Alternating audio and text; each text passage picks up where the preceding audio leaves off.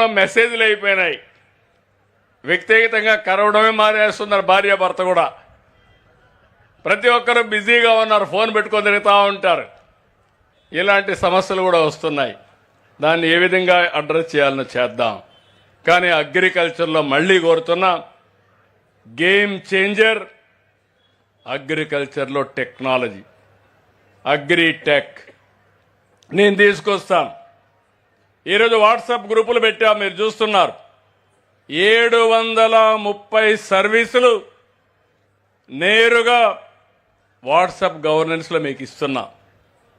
రేపటి నుంచి నేను ఈ సేవలన్నీ కూడా వాట్సాప్లో పెట్టినట్టే కాదు, ఏఐ ఉపయోగిస్తున్నా, ఆర్టిఫిషియల్ ఇంటెలిజెన్స్ ఉపయోగిస్తున్నా, 44 పారామీటర్స్ ఇన్ఫర్మేషన్ తెప్పిస్తున్నా, క్యాలిక్యులేట్ చేసి మళ్ళా మీకు ఇన్ఫర్మేషన్ పంపిస్తా, అధికారికి కూడా పంపిస్తా.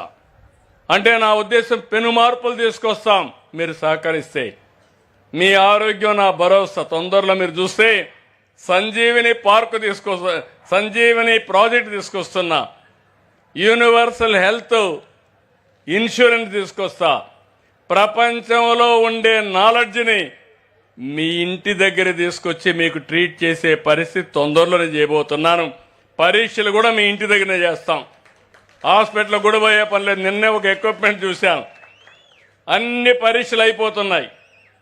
పరీక్షలు అయిపోయిన తర్వాత ఏ డాక్టర్ కావాలనో ఆ డాక్టర్తో మీకు అపాయింట్మెంట్ ఇప్పిస్తా. ప్రపంచంలో ఉండే నాలెడ్జ్ మొత్తం తీసుకొస్తా. ఇంకో పక్కన రాబోయే రోజుల్లో అవి కూడా చేస్తున్నా. ఇప్పుడు నా దగ్గర రింగ్ ఉంది. ఈ రింగ్ మంత్రం రింగ్ కాదు, ఆరా రింగ్. నిద్ర లేస్తే చెప్తుంది, ఈరోజు బాగానే పడుకున్నావు, 8 గంటలు పడుకున్నావు, 7 గంటలు పడుకున్నావు, నీ బాడీ రెడీగా ఉంది, స్లీప్ స్కోర్ బాగుంది, డీప్ స్లీప్ వచ్చింది, నువ్వు ఈరోజు ఎనర్జెటిక్గా పనిచేయగలుగుతా చెప్పేస్తుంది. నేను కానీ సరిగా బాడీ రెడీ లేకపోతే ఇంకొక అర్ధ గంట ఎక్కువ పడుకుంటా, మళ్ళా రెడీ అయినాక లేచి వెళ్ళిపోతూ ఉంటాను. అంటే టెక్నాలజీ ఎంత మారిపోయిందో మీరు గుర్తుపెట్టుకోవాలి. ఇంకో పక్క ప్యాచ్ ఒకటి ఉంది, అల్ట్రా హ్యూమన్ సెన్సార్ ఉంటుంది. అందులో చూస్తే ఇప్పుడు గ్లూకోజ్ ఎంత ఉందో తెలిసిపోతుంది. ఏం తినాలా లేదా, తింటే ఎంత తినాలి అంతే తింటా.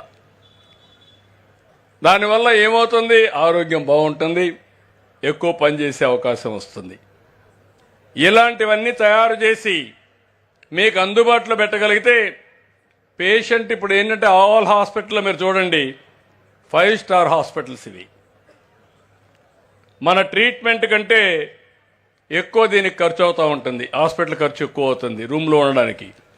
రాబోయే రోజులు అవసరమైతేనే మీరు హాస్పిటల్కి వెళ్తారు. అలాంటి కార్యక్రమానికి శ్రీకారం చుడతా ఇవన్నీ వస్తాయని చెప్పి కూడా నేను మీకు తెలియజేస్తున్నా.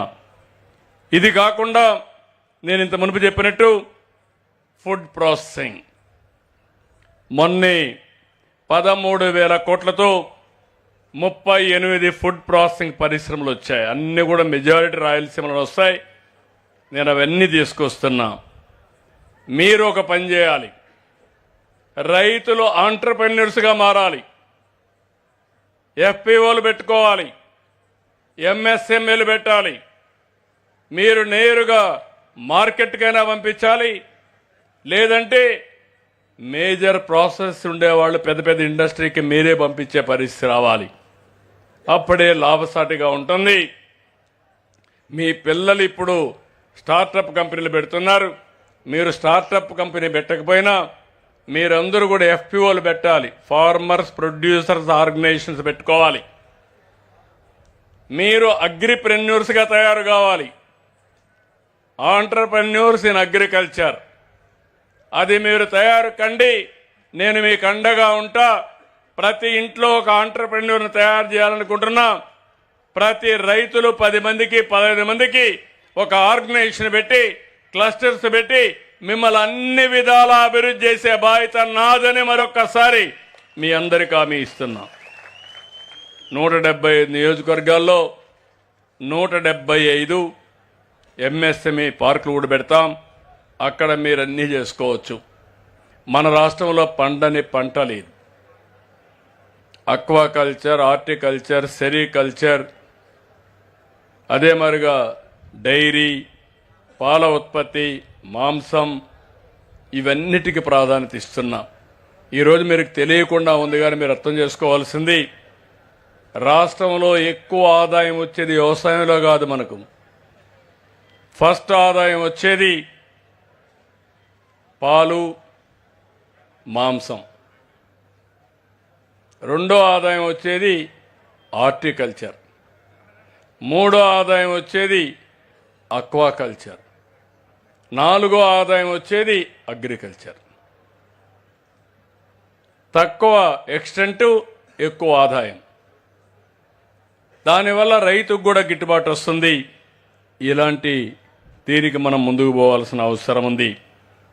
ఇవన్నీ చేస్తూనే ప్రభుత్వాలు, ప్రధానమంత్రి గారు వచ్చారు, చూశారు, చెప్పాడు.